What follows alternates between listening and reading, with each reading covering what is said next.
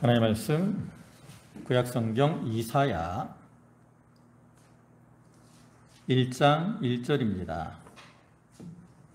구약성경 페이지로는 968쪽 이사야 1장 1절부터 거기 9절까지 말씀입니다. 1절부터 9절까지 한 절씩 교독하겠습니다. 유다왕 우시야와 요담과 아하스와 히스기야 시대에 아모스의 아들 이사야가 유다와 예루살렘에 관하여 본 계시라.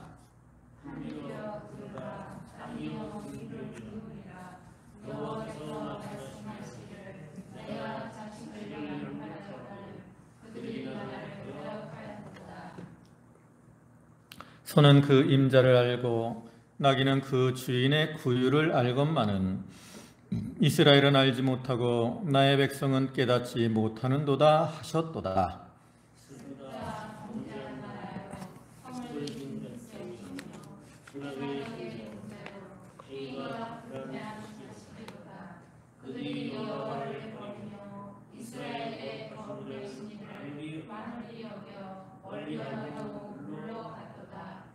너희가 어찌하여 매를 더 맞으려고 패역을 거듭하느냐? 온 머리는 병들었고 온 마음은 피곤하였으며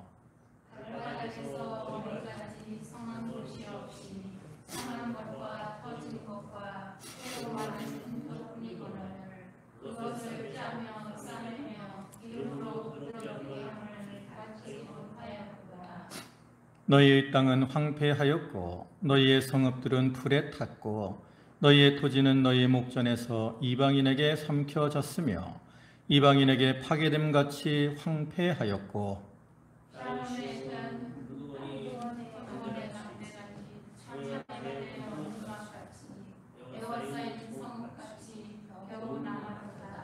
예, 9절은 다 같이 봅니다. 만군의 여호와께서 우리를 위하여 생존자를 조금 남겨두지 아니하셨다면 우리가 소돔 같고 고모라 같았으리로다. 아멘. 예, 우리가 지난 시간까지는 이제 아가서 말씀을 보셨는데요. 이제 이번 시간부터는 이사야 말씀을 통해서 은혜를 나누고자 합니다. 이사야 서론에 대해서 좀 생각을 해보면 이사야 이 서는 기록한 사람은 이사야입니다. 이 사야서의 저자가 이사야라는 사실은 본서의 내증에도 나타나 있고요. 그다음에 유대인들의 전통에서나 또 교회 전통에서 일반적으로 인정이 됩니다. 그래서 이러한 이사야에 대해서는 본서의 기록 외에는 별로 알려진 바가 없어요. 그러나 이제 본서에 언급된 사실들을 보면 그는 주로 예루살렘을 중심으로 해서 남유다에서 주로 활동을 하는 선지자고요.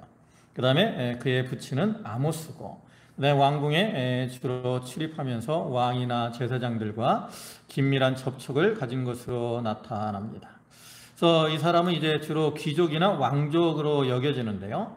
유대 전승에 의하면 그 우시야 왕의 사촌이라고 전해지고 있습니다. 그 다음에 이 기록된 연대는 주전 약 739년에서 약 680년경이. 그래서 우시야 왕이 죽던 때가 이제 주전 739년이거든요. 그래서 그때부터 본격적으로 활동을 해서 이제 BC 701년에 사네립이 그 예루살렘을 침공하는 이러한 사건을 겪었고 또 이 히스기야 왕이 죽은 후 주전 687년 이후까지 활동한 것으로 본서에 나타납니다. 또 유대 전승에 의하면 680년경에 그 문하세 그 히스기야의 아들인 문하세 왕의 우상 숭배를 반대하다가 톱에 켜서 죽임을 당했다라고 해요. 그러니까 이것을 볼 때 이사야서는 한 60년 정도의 이 기록 기간을 갖습니다. 그래서 1장부터 39장까지는 주로 그 주전 701년에 아수르 왕인 사네립이 예루살렘을 침공한 그 전후에 기록된 것으로 보고요. 40장부터 66장까지는 이제 이사야 생애 말기에 기록된 것으로 추정이 됩니다. 그리고 기록한 장소는 이사야가 주로 활동했던 예루살렘이고요.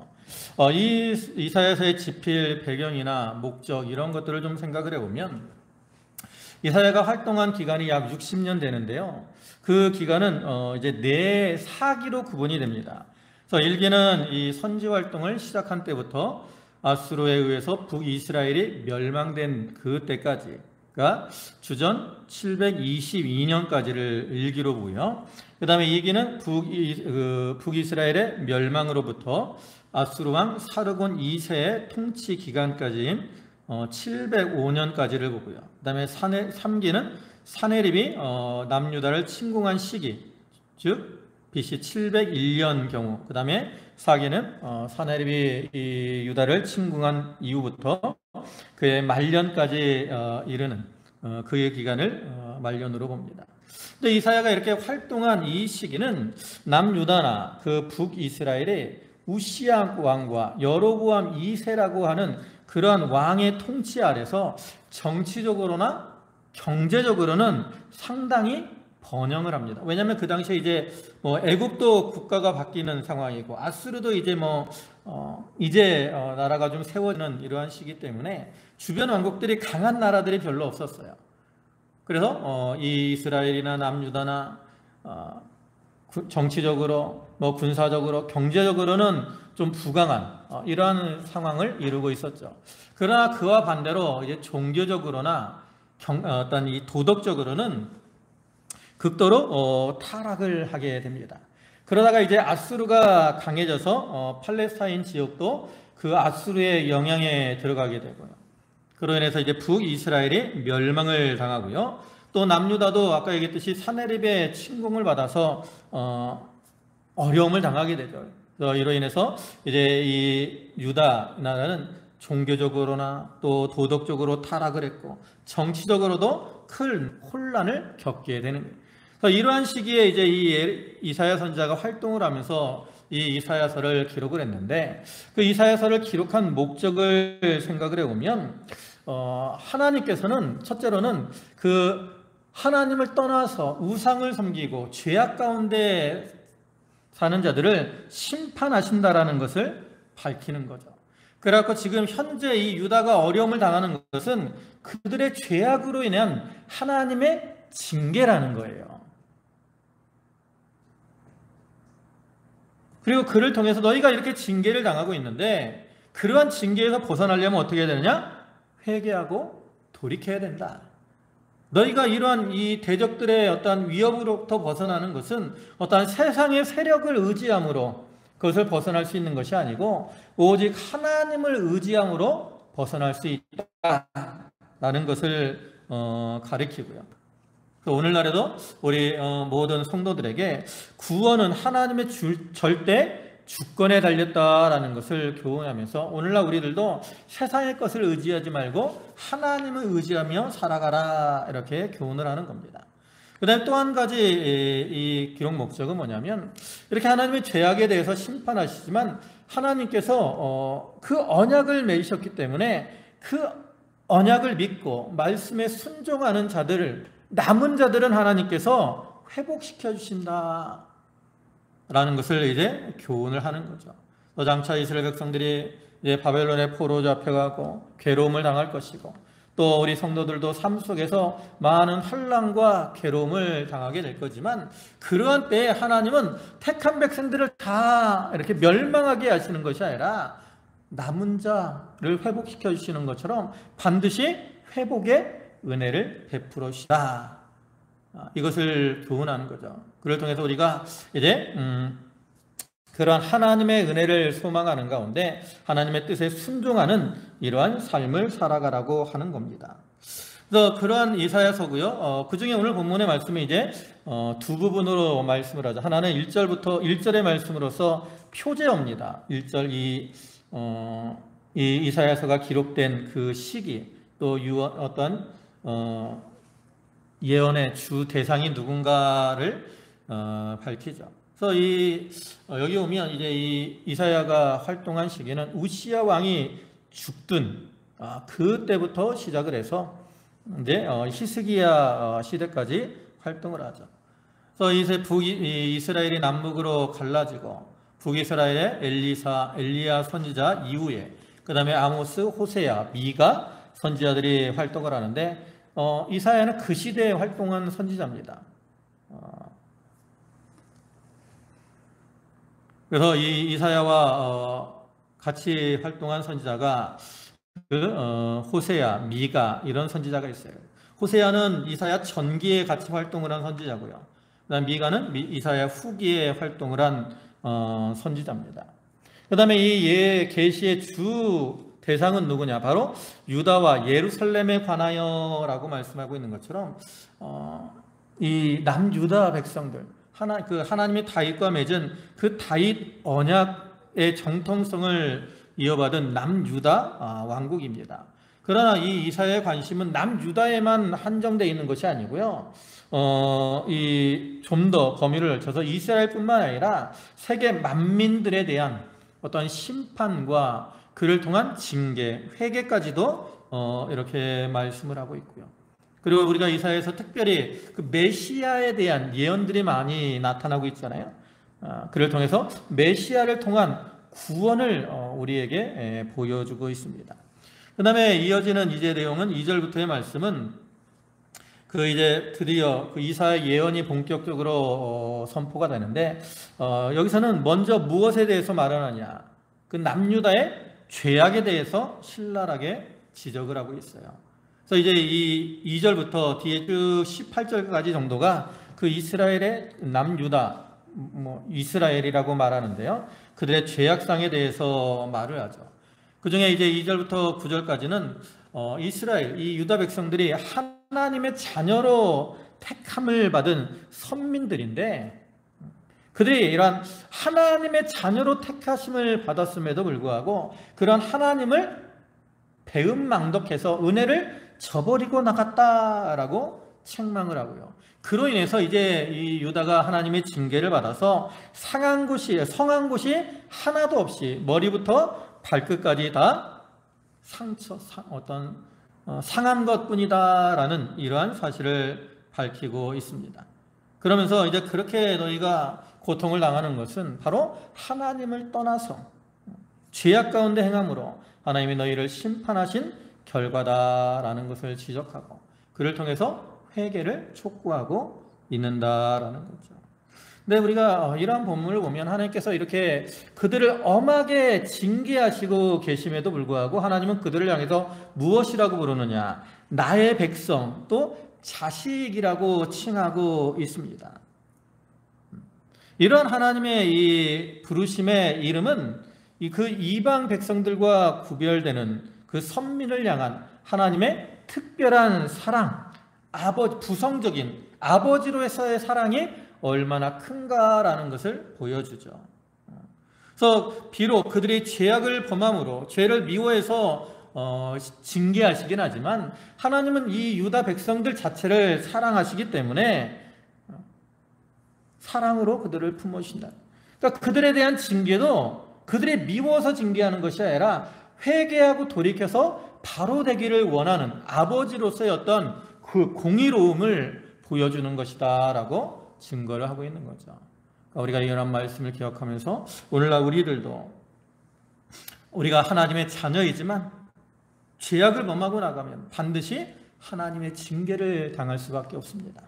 우리가 그러한 징계조차도 우리에 대한 하나님의 사랑이라는 것, 이것을 기억해야 되겠고요. 또 하나님의 징계 중에라도 이렇게 긍휼을 베푸셔서 남은 자들은 이렇게 구원해 주신다라는 것, 이것을 우리가 기억하고 나아가야 되겠습니다. 이제 본문을 보시면 1절에 유다왕 우시야와 요담과 아하스와 히스기야 시대에 아모스의 아들 이사야가 유다와 예루살렘에 관하여 본 계시라. 여기서 먼저 이제 이 이사야가 활동한 시기에 대해서 말을 하죠.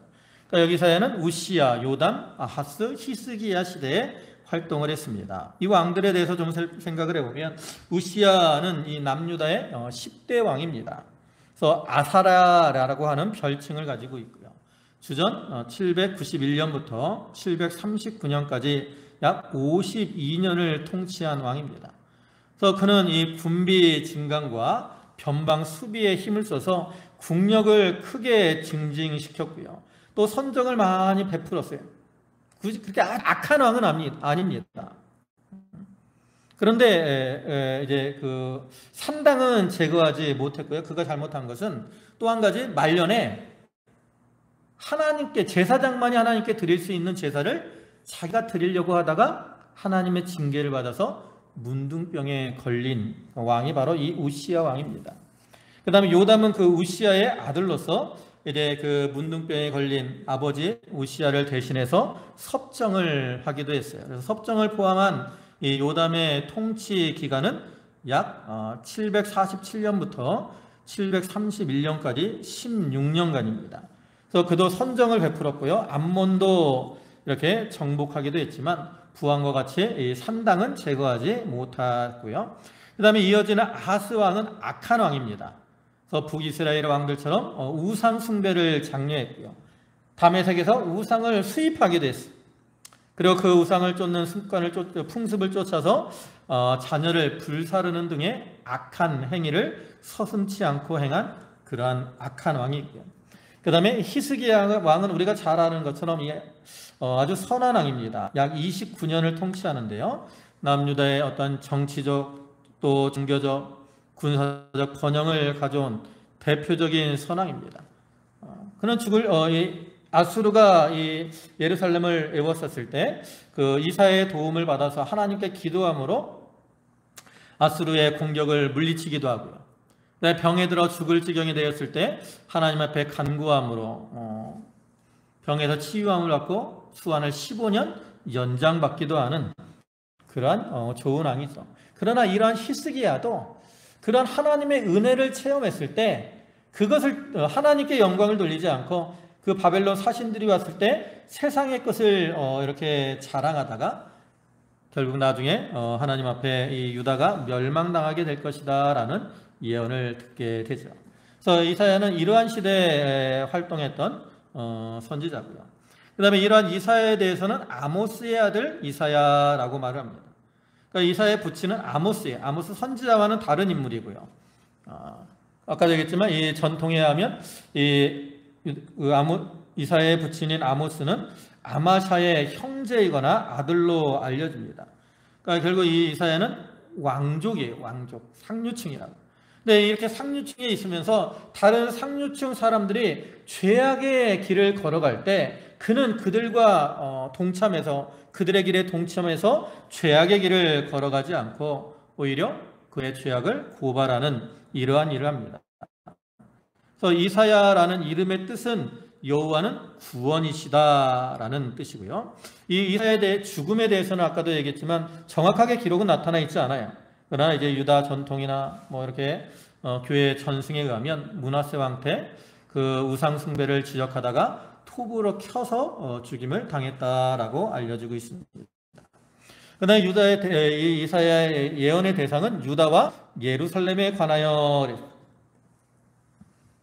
보통 기록을 할 때 원래 예루살렘과 유다라고 표현을 하는데 여기서는 유다와 예루살렘과에 관하여라고 말하고 있는 것은 이 이사야의 계시의 중심이 유다라는 것을 보여주는 겁니다. 또 그에 대한 계시, 본 계시다라고 말을 하고요. 이거는 뒤에 이제 여호와께서 말씀하시기를 이라는 말과 동일한 목적을 가지고 있어요. 즉, 이 이사야가 지금 이렇게 기록한 이 성경들은 이 내용은 어떤 자기의 어떤 의도나 상상에 의해서 쓰여진 것이 아니라 하나님이 주신 신적 감동을 통해서 하나님의 뜻대로 기록된 것이다라는 것을 밝히고, 자기가 선지자로서의 사역을 하는 것도 내가 하고 싶어서 자기 임의대로 하는 것이 아니라 하나님이 자기를 세워서 하는 것이다라는 것을 밝히는 거예요. 그를 통해서 이 자기가 말하는 어떤 심판에 대한 경고나 메시아에 대한 예언이나 회복에 대한 예언들이 다 하나님의 뜻을 따라 이루어질 것이다라는 것을 그들에게 확실하게 증거하는 거죠.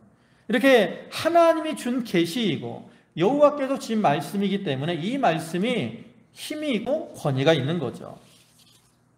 그러면서 이제 책망을 하는 말을 하는데요. 2절에 보면 하늘이여 들으라, 땅이여 귀를 기울이라. 여호와께서 말씀하시기를 내가 자식을 양육하였거늘 그들이 나를 거역하였도다. 여기 이제 이사야는 그 이스라엘을 이 남유다를 책망하기에 앞서서 하늘이여 들으라, 땅이여 귀를 기울이라 말을 합니다. 이거는 뭐 하늘과 땅이 사람의 말을 듣는다라는 그러한 의미가 아니라 하늘과 땅을 증거로 삼아서 말을 한다라는 거예요. 그러니까 이사야는 자기의 말을 전하기에 앞서서 자기가 하는 이 말의 어떤 진정성과 권위를 입증하기 위해서 하늘과 땅을 증거자로 부르는 거죠. 그래서 이 말에는 하늘과 땅이 변함이 없는 것처럼 자기가 하는 이 말도, 하나님이 주시는 이 말씀도 변함이 없이 그대로 성취될 것이다 라는 것을 보여주는 겁니다. 그 다음에 여호와께서 말씀하시기를, 이건 아까도 얘기했지만 자기가 받은 이 계시의 근원이 바로 하나님이라는 것을 보여주는 것이고요. 그 다음에 내가 자식을 양육하였거늘 그들이 나를 거역하였도다. 하나님께서는 과거부터 이렇게 이스라엘 백성들을 당신의 자녀로 삼으셨습니다. 그리고 지금까지 아버지와 같이 그들을 끊임없이 돌봐주셨어요. 그것을 이제 양육했다라고 표현을 하는데, 여기 양육하다라는 말은 단순히 이제 크게 키우다라는 그러한 의미가 아니라 거기서 더 나아가서 존귀케 하다라는 의미도 가지고 있어요. 그러니까 이것은 결국 하나님께서 이스라엘 백성들을 당신의 자녀로 삼으시고 돌보시고 모든 민족 가운데서 존귀케 하는 그런 은혜를 주셨음을 의미하는 거죠. 사실 이스라엘 백성들이나 오늘날 우리 모든 성도들은 다 피조물에 불과합니다. 그런 우리들이 하나님의 자녀로 택함을 받았다라는 사실 자체가 우리가 존귀케 된 것을 의미하는 거죠. 하나님께서 과거에 이스라엘을 이렇게 양육하신 것처럼 오늘날 우리를 양육하시고 존귀케 해주시는 겁니다. 그런데 이렇게 하나님이 그들을 사랑으로 양육해 주셨는데 그들은 어떻게 해요? 그들이 나를 거역하였도다. 이렇게 하나님의 은혜로 선택을 받아서 양육을 받은 그러한 이 유다가 배은망덕하게 하나님을 거역했다라는 거예요. 그리고 이제 하나님을 거역한 실상에 대해서는 얘기하는데, 이렇게 그들이 하나님을 거역함으로 하나님과 맺은 언약이 파기가 되었다라는 거죠. 이스라엘 백성들이 이렇게 자녀처럼 하나님이 그들을 양육해 주셨는데 하나님을 거역했으니까 하나님이 얼마나 그 마음이 섭섭하시겠느냐라는 거죠. 오늘날에도 하나님께서 우리를 자녀와 같이 양육해 주시는데 우리가 그런 하나님을 거역하고 나가면 하나님은 우리에 대해서 섭섭해 하시는 거예요. 그리고 3절에는 소는 그 임자를 알고 나귀는 그 주인의 구유를 알건만은 이스라엘은 알지 못하고 나의 백성은 깨닫지 못하는도다 하셨도다. 이제 이스라엘 이 남유다의 행실을 뭐에 비유하고 있어요? 소나 나귀와 같은 짐승들의 행위에 비교를 합니다. 심지어 이렇게 이성이 없는 짐승들도 자기의 임자를 알고 주인의 구유를 알아서 그 주인에게 가까이 하고 주인의 구유를 찾아가는데 이스라엘은 그렇지 않고 하나님을 알지, 주인 되시고 아버지가 되시는 하나님을 알지 못하고 깨닫지 못하고 나아가고 있다는 거죠. 그만큼 이 유다 백성들의 죄악이 어떠다는 거예요? 크다라는 거예요. 오늘날 우리들이 하나님의 은혜를 받았음에도 깨닫지 못하고 죄악의 길을 걸어가는 것은 여기 나오는 것처럼 소나 나귀와 같은 그러한 짐승만도 못한 거예요. 그렇다고 해서 이스라엘 백성들이 하나님을 안 섬겼느냐? 그렇지 않아요. 이스라엘 백성들은 하나님 앞에 많은 제사를 드리고 많은 제물을 바쳐드렸다고. 그들은 그것을 하면 하나님을 다 섬긴 것으로 생각을 했다라는 거죠. 그러나 그것은 하나님을 바로 알지 못한 것이고 하나님에 대해서 바로 깨닫지 못한 거예요. 겉으로 몸은 하나님 앞에 나와 있지만 마음은 하나님에서 멀리 떠나 있는 그러한 상태. 오늘날 우리들도 그러한 모습으로 살아갈 때가 많다라는 거예요. 우리가 교회나 삶은 과연 어떠냐는 거죠. 우리가 하나님의 자녀다운, 하나님이 기뻐하실 만한 하나님의 영광을 드러내는 그러한 삶을 살고 있느냐? 우리가 하나님보다 세상을 더 사랑하고 돈을 더 사랑하고 권세를 사랑하면서 죄악 가운데 행하고 있지는 않습니까? 그러한 모습은 여기 있는 것 같이 하나님을 알지 못하고 깨닫지 못하고 살아가는 그러한 모습이고, 그것은 하나님을 거역하는 것이고 하나님을 섭섭하게 하는 것이 되는 거예요. 우리가 그러한 길로 걸어가면 결국 하나님의 책망을 들을 수밖에 없고 또한 하나님의 징계를 받을 수밖에 없습니다. 이어서 4절에는 슬프다 범죄한 나라요 허물진 백성이요 행악의 종자요 행위가 부패한 자식이로다. 그들이 여호와를 버리며 이스라엘의 거룩하신 자를 만홀히 여겨 멀리하고 물러갔도다. 이러한 이스라엘 백성들의 그 모습을 볼 때 하나님 뭐라 그래요? 슬프다, 탄식을 하는 거예요. 탄식. 이 이스라엘의 이 배은망덕한 모습을 볼 때 하나님의 슬픔에 차서 이와 같이 탄식을 할 수밖에 없다라는 거죠. 그러면서 이어서 범죄한 나라요 허물진 백성이요 행악의 종자요 행위가 부패한 자식이로다. 여기 나오는 범죄한 나라, 허물진 백성, 행악의 종자, 행위가 부패한 자식, 이거는 의미가 다 동일한 그러한 의미입니다. 근데 이런 여러 반복해서 말을 하는 것은 이러한 유다의 죄악이 몇몇 사람, 한두 사람, 이러한 사람들의 죄가에게 국한된 것이 아니라 이스라엘 전체가 다 죄악의 길을 걸어가고 있고요. 또 조상적부터 후손들까지 계속해서 이 죄악의 뿌리가 깊게 내리고 있음을 보여주는, 결국 이 말은 유다의 죄악이 얼마나 심각한가라는 것을 보여주고 있는 거죠. 또한 그뿐만 아니라 그들이 여호와를 버리며 이스라엘의 거룩하신 이를 만홀히 여겨 멀리하고 물러갔도다. 여기 버리다라는 말은 소극적인 의미에서 하나님을 거절하고 멀리하는 모습을 보여줍니다.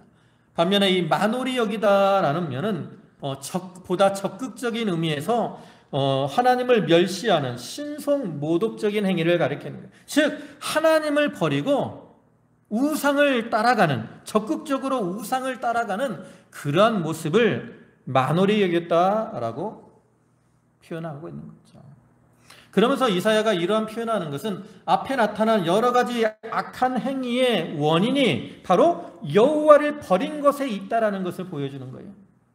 하나님을 믿는다고 하지만 그들이 하나님을 버리면 결국 어떤 길을 걸어간다라는 거예요? 죄악의 길을 걸어갈 수밖에 없다라는 거예요. 왜? 그래서 우리가 예수님께서 포도나무 비유를 통해서 하신 말씀을 통해서 알 수 있죠. 포도나무가 가지에 붙어 있지 않으면 그들은 열매를 맺을 수 있어요? 없어요? 없어요. 그와 같이 하나님을 버리고 하나님을 멀리하여 물러간 자들은 하나님에게서 끊어졌기 때문에 결코 선한 열매를 맺을 수가 없습니다. 그렇기 때문에 예수님께서도 나를 떠나서는 너희가 아무것도 할 수 없다라고 말씀을 하고 있는 거죠. 우리가 하나님 앞에 하나님이 기뻐하시는 열매를 맺으려면 어떻게 하든지 하나님을 가까이 하는 삶을 살아야 됩니다. 하나님에게서 끊어지고 멀어지면 우리는 우리의 능력으로는 하나님이 기뻐하시는 삶을 결코 살아갈 수 없어요. 그리고 이러한 길을 걸어가니까 또 어떻게 됩니까? 5절 보면 너희가 어찌하여 매를 더 맞으려고 패역을 거듭하느냐. 온 머리는 병들었고 온 마음은 피곤하였으며. 여기 어찌 매를 더 맞으려고 패역을 거듭하느냐 그랬는데 여기 매를 더 맞으려고 하는 표현은 이제 더 이상 매를 맞을 필요가 있겠느냐라는 그러한 뜻이에요. 그러니까 이것은 뭐냐면 하나님이 그들에게 매를 때리시는 이유가 뭐예요? 잘못을 고치고 회개하고 돌아오도록 하시기 위함입니다. 그런데 그들을 아무리 때려도 더 이상 그들이 회개할 수 있는 그런 가능성이 없다라는 거죠. 그렇기 때문에 더 이상 그들을 더 때릴 필요가 없다라는 거예요.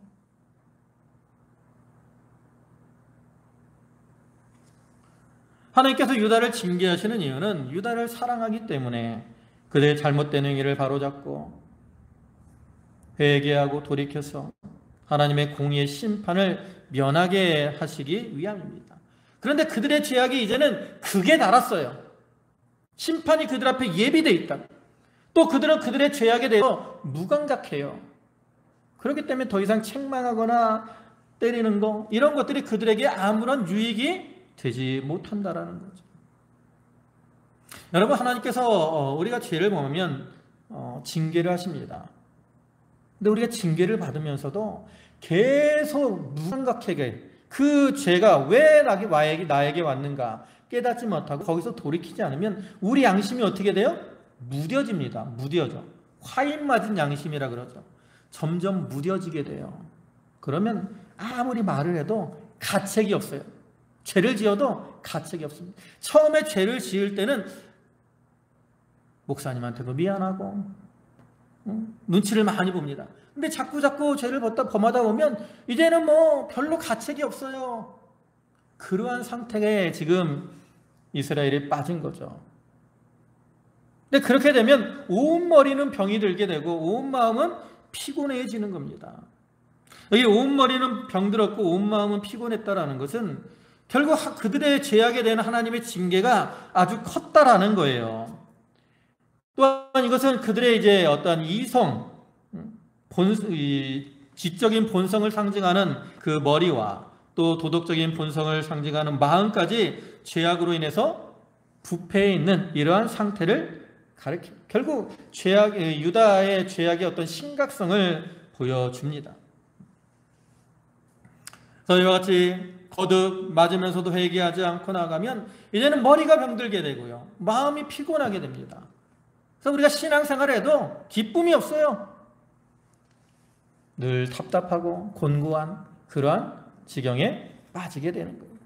그뿐만 아니라 또 6절에서는 뭐라고 합니까? 발바닥에서 머리까지 성한 곳이 없이 상한 것과 터진 것과 새로 맞은 흔적뿐이거늘 그들 그것을 짜며 싸매며 기름으로 부드럽게 함을 받지 못하였도다. 여기서는 발바닥에서 머리까지 성한 곳이 없이 상한 것과 터진 것과 새로 맞은 흔적뿐이다. 그래서 이거는 이제 앞절 5절의 말씀이 반복되는 거예요. 그래서 앞절에서는 그 징계를 받은 이 유다의 내적인 상태를 말합니다. 즉 머리는 병들고 온 마음은 피곤했다라는 것은 내적인 면을 의미하는 거예요. 반면에 여기서 이제 발바닥에서 머리까지 성한 곳이 없이 상한 것과 터진 것, 새로 맞은 흔적뿐이라는 것은 외적인 처참함을 보여주는 거죠. 그래서 유다의 죄로 인해서 하나님의 징계가 임했는데 그들이 내적으로도 고통을 당하고 외적으로도 이 몸에 비유를 한다면 발바닥에서 머리까지 성한 곳이 없이 온몸이 만신창이의 상태가 되었다라는 거죠. 그리고 여기서 머리는 이제 발바닥은 아래를 가리키고요, 머리는 위를 가리키는 것으로서 이 아래부터 위까지 성한 곳이 없다라는 것은 이 유다 나라 전체가 다 하나님의 징계를 받았음을 의미해요. 그러니까 하나님의 징계가 임할 때는 누구도 그것을 피할 수가 없다라는 거죠. 또 새로 맞은 흔적뿐이다라는 것은 계속해서 매를 맞는다라는 거예요. 그러니까 이 말은 결국 유다가 회개하지 않고 계속 징계를 회개하지 않으므로 하나님의 징계가 계속 임하게 되고 그로 인해서 곤고하고 가련하고 답답한 그러한 처지가 되었다라는 거죠. 하나님, 우리가 회개하면 회복의 은혜를 주십니다. 그러나 회개하지 않고 끝까지 죄악의 길을 걸어가면 이와 같이 곤고하고 가련한 그러한 처지에 빠지게 되는 거죠. 우리가 회개를 어떤 징계를 받을 때 필요한 게 있어요. 뭐예요? 그것을 짜며 싸매며 기름으로 부드럽게 유하게 함을 받는 겁니다. 회개할 때 하나님이 이렇게 상처를 짜고 또 싸매고 기름으로 발라서 유하게 하시고 부드럽게 하시고 회복시켜 주시는 거예요.